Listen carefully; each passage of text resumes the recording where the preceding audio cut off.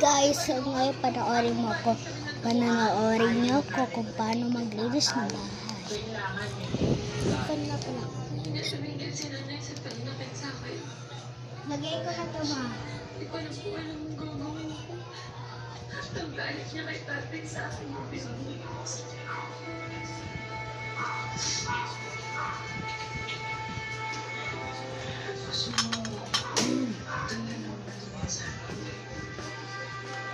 Ano ba ito, guys?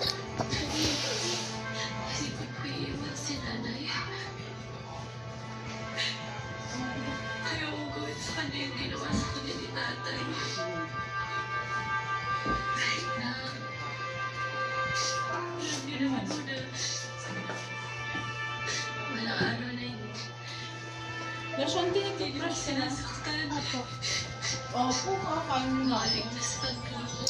So, ayun po ang una. Nalagay ko po ng Sprite sa Ayaw ko kong gawin yun. syrup. So, ito naman po ang syrup ng pinagpatuhan ko na po sa buhay. Dalawa kasi ng gamot ko, guys. Tignan nyo naman. Ano yan? Matutumba pa yan. Pasensya ka na, ha? Hindi ko mabago yung kapatid ko, eh. Teka. Parang guess ko naman sino kang kausapin, pero tingin siya sa mga paliwanag ko, eh. So, next is ayusin natin. Ano? Kapatid pala niya. Yung babae? Oo, nanay dito. Oh. Hindi raw nila mabago yan.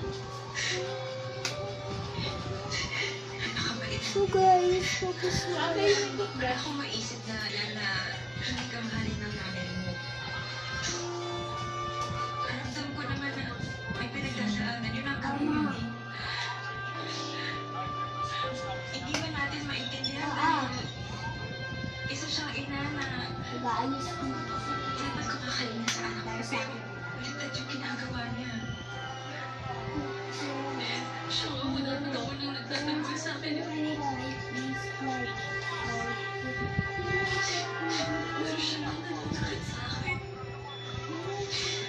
Kung hindi ako mahal ng nanay ko, sino pa kung magmamahal sa akin? Banana. Gusto na lang ako. Basta, anak na rin kita. Handaan mo yan, ha? Ito na ako para sa'yo.